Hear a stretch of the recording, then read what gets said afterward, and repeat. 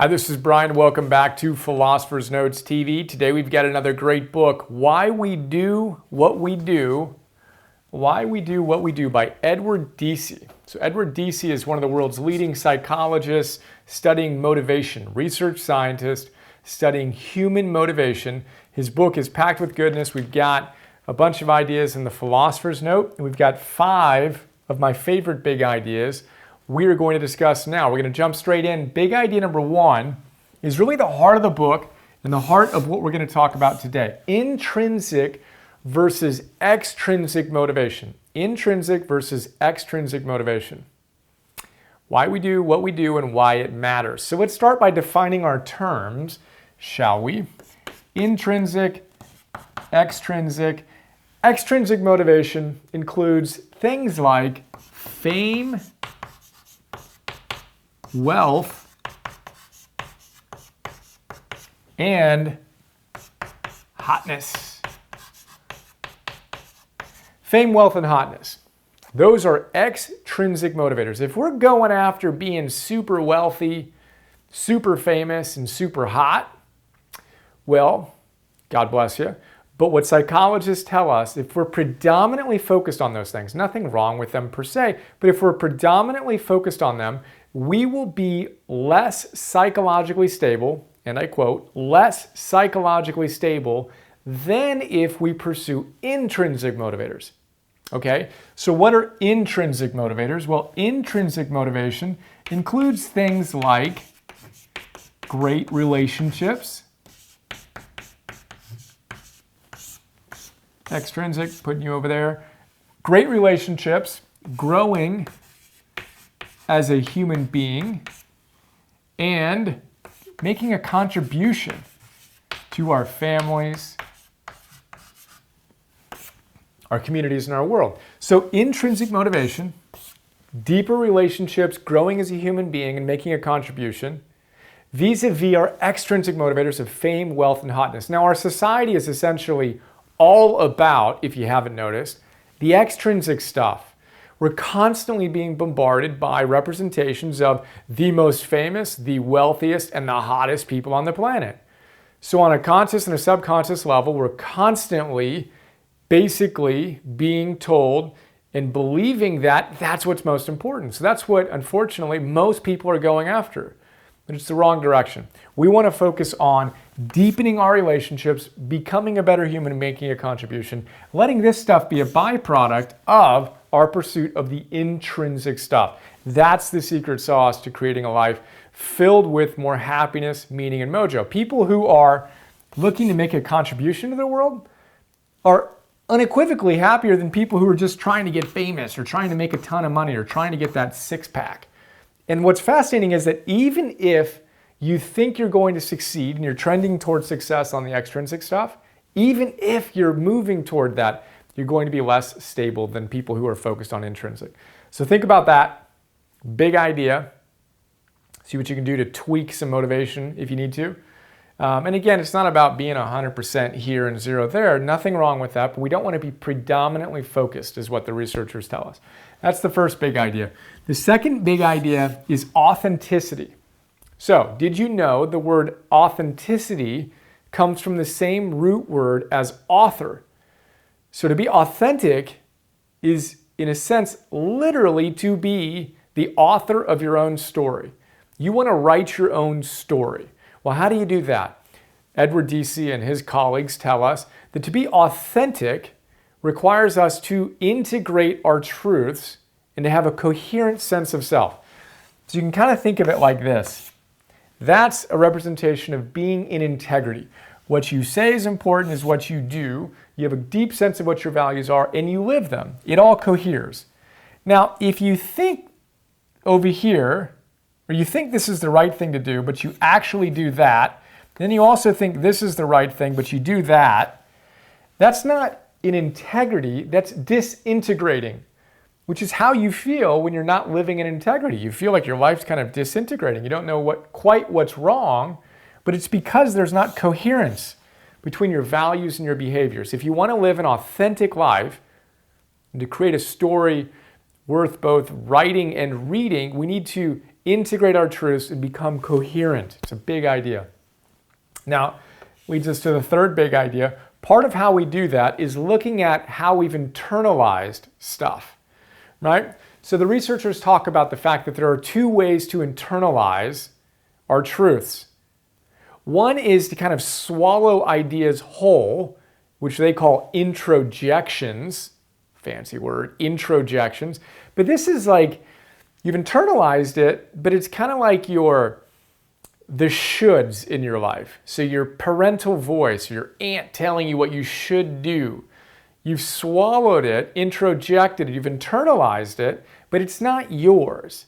You're not autonomously choosing to do those things.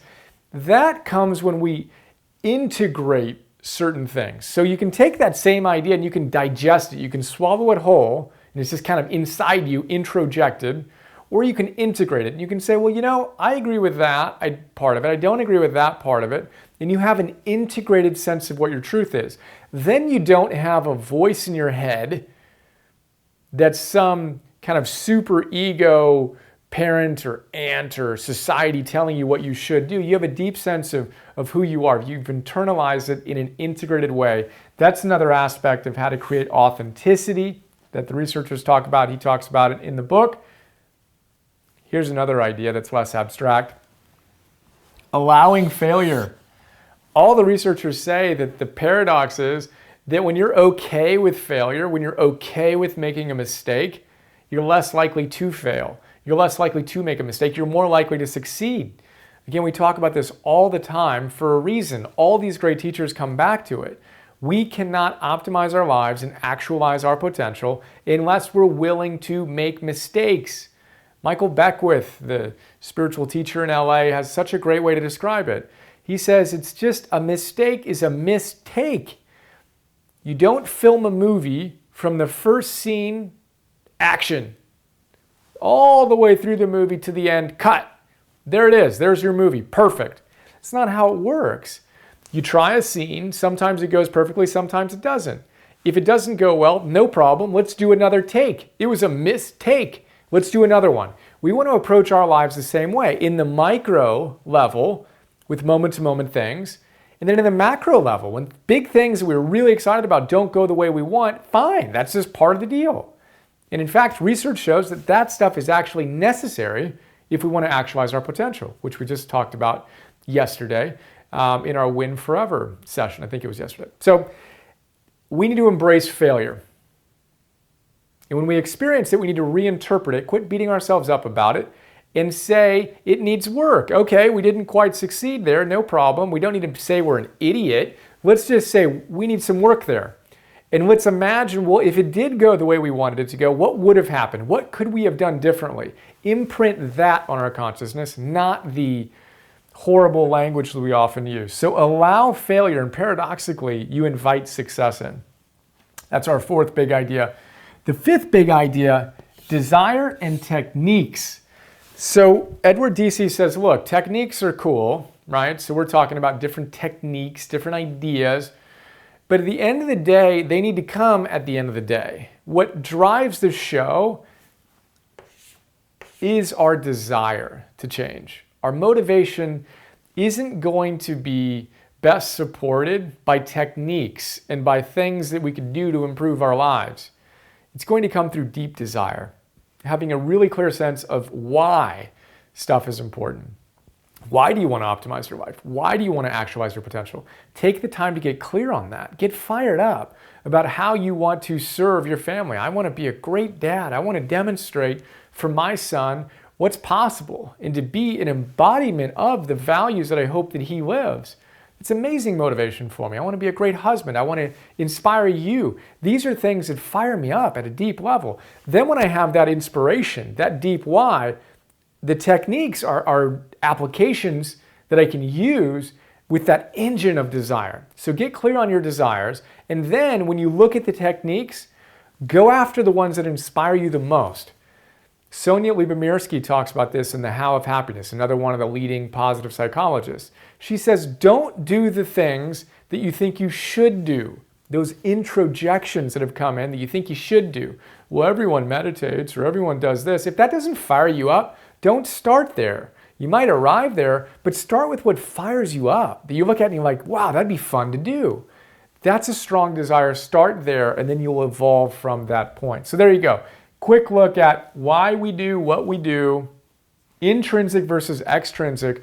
We did a little inventory, fame, wealth, hotness, bam, extrinsic motivators, intrinsic motivators, relationships, growth, and making a contribution. We want to orient more healthfully here.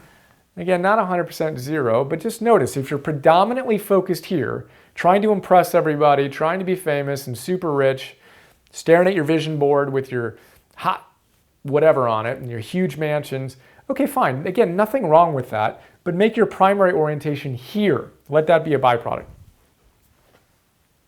Live authentically, be the author of your own story, right? You need to integrate and cohere.